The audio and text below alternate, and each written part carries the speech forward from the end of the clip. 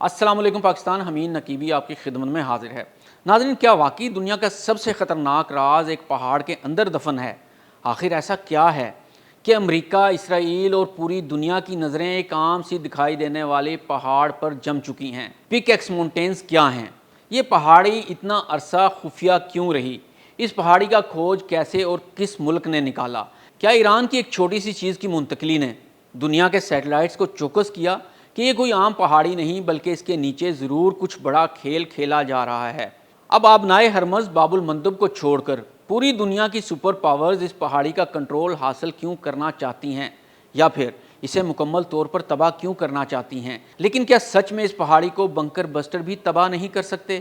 آئیے پوری حقیقت جانتے ہیں۔ دوستو، آج ہم بات کریں گے ایران کے اس پراسرار پہاڑ کی جسے مغربی میڈیا پک ایکس ماؤنٹین کے نام سے جانتا ہے۔ یہ نام اس کی چوٹی کی شکل کی وجہ سے پڑا، کیونکہ جب بلندی سے یا دور سے دیکھا جاتا ہے تو یہ پہاڑی ایک کلہاڑے کی طرح دکھائی دیتی ہے، اور اسی وجہ سے اسے پک ایکس ماؤنٹین کہا جاتا ہے، جبکہ اس کا اصل ایرانی نام کوہ کلنگ گزلا ہے۔ لیکن سوال یہ ہے کہ ایک پہاڑ اچانک عالمی سیاست کا مرکز کیسے بن گیا؟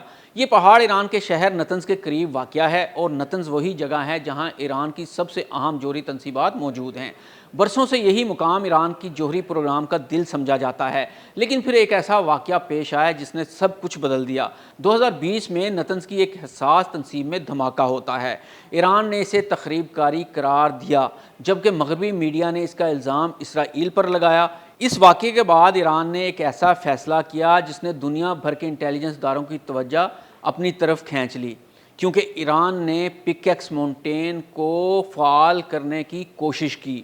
سیٹلائٹ تصاویر میں اچانک اس پہاڑ کے اندر بڑے پیمانے پر کھدائی دکھائی دینے لگی۔ چند ماہ بعد مزید تصاویر سامنے آئیں تو معلوم ہوا کہ صرف ایک نہیں بلکہ کئی سرنگیں بن چکی ہیں۔ نئی سڑکیں، بھاری مشینری، حفاظتی دیواریں اور پہاڑ سے نکلنے والی لاکھوں ٹن چٹانیں اس بات کی نشاندہی کر رہی تھیں کہ اندر کوئی معمولی تعمیر نہیں ہو رہی۔ یہیں سے سوال اٹھا، آخر اس پہاڑ کے اندر کیا بنایا جا رہا ہے؟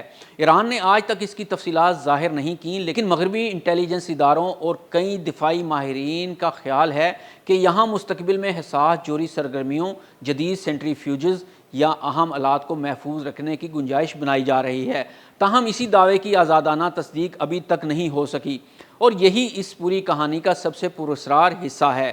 لیکن یاد رکھیں کہ اسرائیل کھل کر اس پہاڑی کے بارے میں میڈیا میں بیانات دے چکا ہے، اور اسی پہاڑی کو لے کر صدر ٹرمپ اور اسرائیل کے درمیان تلخ کلامی بھی ہو چکی ہے، کیونکہ صدر ٹرمپ نے نیتن یاہو کی اس بات پر سرزنش کی تھی کہ آپ کو کیا ضرورت پڑی تھی کہ اس خفیہ منصوبے کو آپ میڈیا کا حصہ بنائیں اور اس پر بات کریں۔ ناظرین، اب آتے ہیں اس سوال پر جس نے اس پہاڑ کو دنیا بھر میں مشہور کر دیا ہے: کیا یہ واقعی بم پروف ہے؟ پہاڑ کے بارے میں اندازہ ہے کہ اس کی سرنگیں زمین کی سطح سے 100 میٹر یا اس سے بھی زیادہ گہرائی میں سخت چٹان کے اندر بنائی گئی ہیں۔ یہ گہرائی عام زیر زمین تنصیبات سے کہیں زیادہ سمجھی جاتی ہے، اس لیے کئی فوجی ماہرین کہتے ہیں کہ اگر یہاں واقعی حساس تنصیبات موجود ہوئیں تو اسے تباہ کرنا انتہائی مشکل ہوگا۔ لیکن یہاں ایک بات سمجھنا ضروری ہے، مشکل اور ناممکن ایک ہی چیز نہیں ہے۔ امریکہ کے پاس ایسے بنکر شکن بم موجود ہیں جو مضبوط زیر زمین اہداف کو نشانہ بنانے کی صلاحیت رکھتے ہیں۔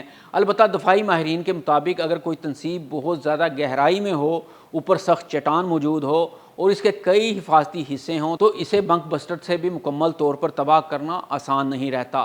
اس لیے یہ کہنا درست نہیں کہ یہ پہاڑ 100% ناقابل تباہی ہے، لیکن ہے ایسا ہی۔ اس کو تباہ کرنا اتنا آسان کام نہیں ہوگا۔ تو پھر یہ پہاڑ دوبارہ خبروں میں کیوں آیا؟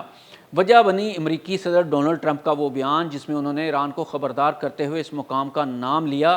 اس کے بعد عالمی میڈیا میں ایک نئی بحث شروع ہو گئی کہ کیا امریکہ اور اسرائیل واقعی اس پہاڑ کو نشانہ بنا سکتے ہیں؟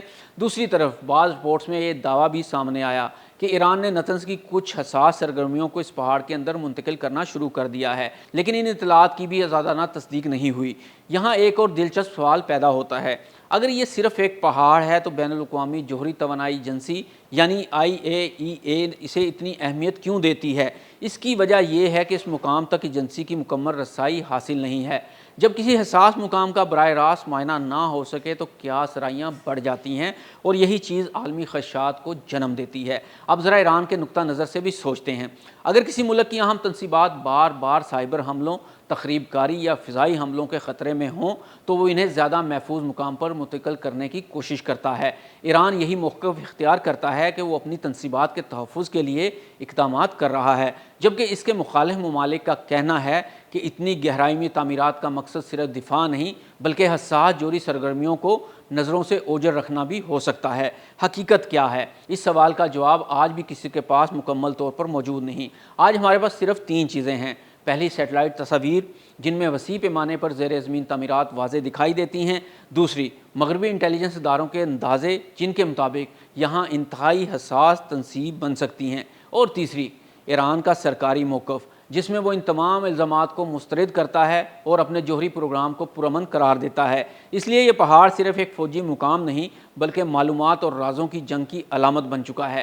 اگر مستقبل میں کبھی یہ ثابت ہو جاتا ہے کہ اس پہاڑ کے اندر واقعی ایران کی سب سے محفوظ جوہری تنصیبات موجود ہیں تو مشرق وسطیٰ میں فوجی حکمت عملی کا ایک نیا باب کھل سکتا ہے، اور اگر یہ تمام اندازے غلط ثابت ہوتے ہیں تو یہ حالیہ دور کی سب سے بڑی انٹیلیجنس قیاس رائیوں میں شمار ہوگا۔ فی الحال ایک بات طے ہے، دنیا کی نظریں اب صرف ایران کے آسمان پر نہیں بلکہ اس کے خاموش پہاڑ پر بھی جمی ہوئی ہیں، کیونکہ بعض اوقات تاریخ زمین کے اوپر نہیں بلکہ زمین کے سینکڑوں فٹ نیچے بھی لکھی جا رہی ہوتی ہے۔ ناظرین، ویڈیو اچھی لگی ہو تو اسے لائک ضرور کیجیے گا، شیئر کیجیے گا۔ حمید نقیبی کو اجازت دیں۔ اللہ حافظ۔